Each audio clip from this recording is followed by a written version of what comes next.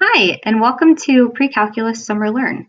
I'm going to give you a quick intro video to kind of show you around the course and give you some of the basics.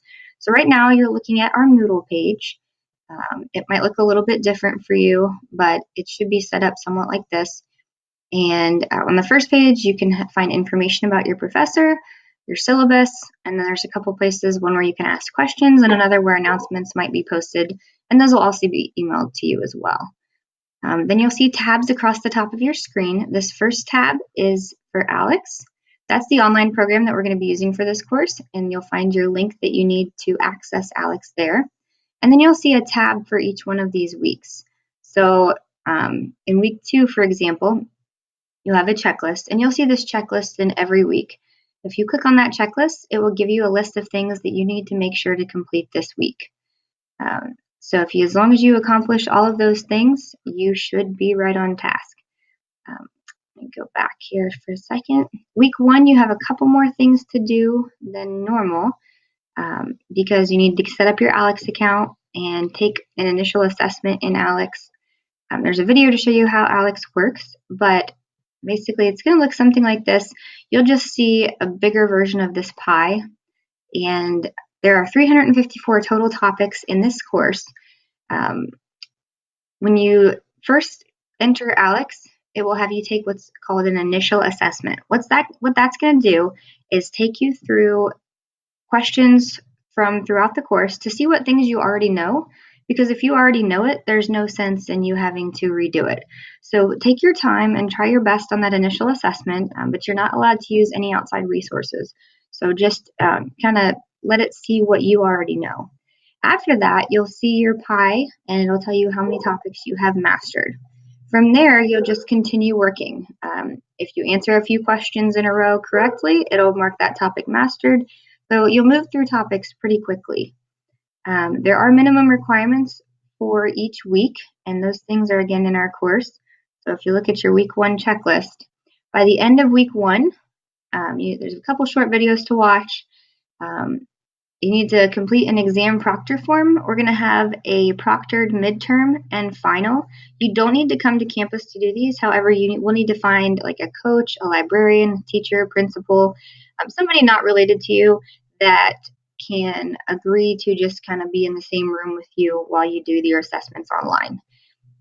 They will also be given the password that you'll need for those assessments. So that's just asking you, there's a form that you can download here and fill out, and that will kind of give me their contact information so I can send them the password and things like that. Also in week 1, you'll be completing your initial assessment in ALEKS, and then you'll see here that you need to master at least 50 new topics in ALEKS. So that means, let's say you take your assessment and you start out with 100 topics that it says that you already know. That's fantastic.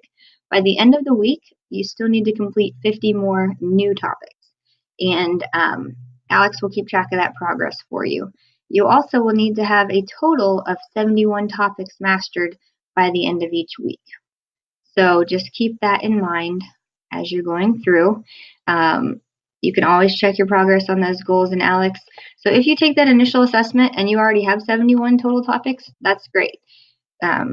You're all set for that part, but you still need to complete 50 new topics in ALEKS. Each week you'll see the same thing. So like if we jump ahead to week 5, in week 5, you'll notice it says you still need to master 50 new topics, but you need to have at least 319 topics completed by the end of that week. And you will receive grades for each of these objectives, for meeting each of these objectives. So it's important that you complete these. You can always move ahead. This course is kind of self-paced to a point. You have to meet those benchmarks every week, but you can work ahead and finish this course in less than 6 weeks if you prefer. So if we look at the week 3 checklist, you'll see that on top of your requirements in ALEKS, you also have a midterm to take. Now this midterm is just a regular assessment. You're going to do lots of assessments in ALEKS. In fact, every time you hit a certain number of new topics, it'll pop up and give you a knowledge check.